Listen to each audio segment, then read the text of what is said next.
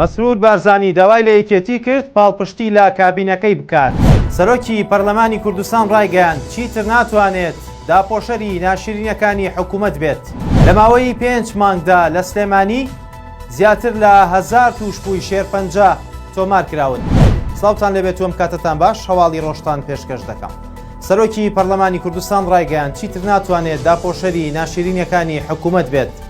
ڕێواز فایق سەرۆکی پەرلەمانی کوردستان لە کۆنگرێکی ڕۆژنامەوانیدا باسی لەوە کرد لە دەرەوە وا دەردەکەوێت کە سەرۆکی پەرلەمان ڕێگە نادات کەس قسە بکات لە کاتێکدا ئەو بەشێک نییە لەو هەموو گەنجەڵیەی لە هەرێمی کوردستان هەیە، بۆیە چیتر نابێتە داپۆشەری ناشرینەکانی حکوومەت. سەرۆکی پەرلەمان وتیشی ئەو بەشێک نییە لە بەهەدەردانی مڵکی گشتی و هەست دەکات هێرشی ڕاگەیاندنی لەسرە بۆ شاردنەوەی گەنجەڵیەکانی دیکە.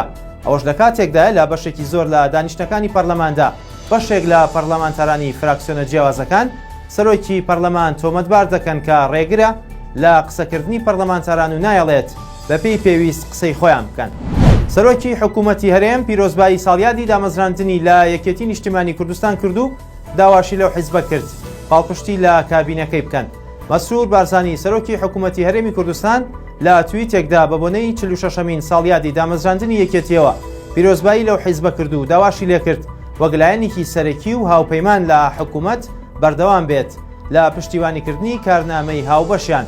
سەرۆکی حکوومەت نووسیوێتی پیرۆزبایی ساڵیادی دامەزراندنی یەکێتی لە گشت ئەو خەباتگێڕ و تێکۆشەرانە دەکەم کە لە ڕیزەکانی یەکێتیدا لە پێناو مافەکانی گەلەکەمان درێژەیان بە خەبات داوە.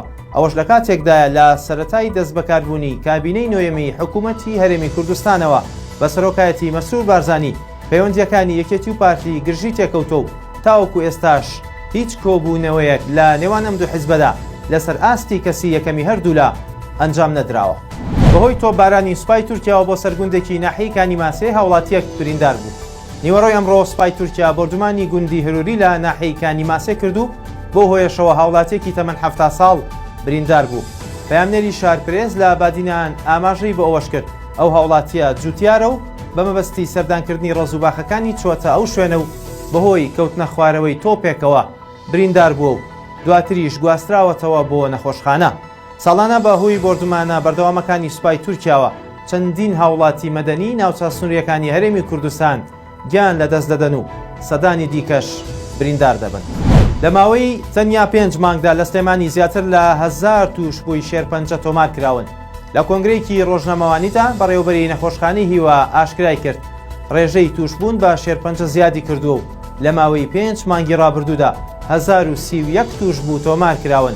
دکتۆر یاد نەقشبەندی بەڕێوەبەری نەخۆشخانەی هیوا لە سلێمانی ئاماژەی بۆ ئەوەش کرد ئەگەرچی ژمارەکە زۆرە بەڵام پێویستە هەمووان ئەوەش بزانن کە لەو ژمارەیە لە 180یان لە پارێزگای سلێمانین، بەڵام لە نەخۆشخانەی هیوا چارەسەر وەردەگرن.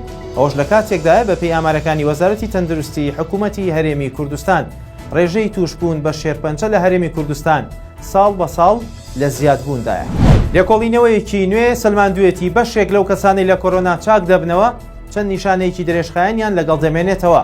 پێگەی ساینس ئەلێرت بڵاوی کردووەتەوە بە گوێرەی ئەنجامی لێکۆڵینەوەیەکی نوێ هەرچەندە بەشی هەرە زۆری ئەوانەی ڤایرۆسی کۆرۆنا تێدەپەڕێنن بە تەواوەتی چاک دەبنەوە، بەڵام بەشێک لەو چاکبووانە لە دوای تێپەڕاندنی نەخۆشیەکە تێبینی چەند نیشانێکی درێژخایەن دەکەن.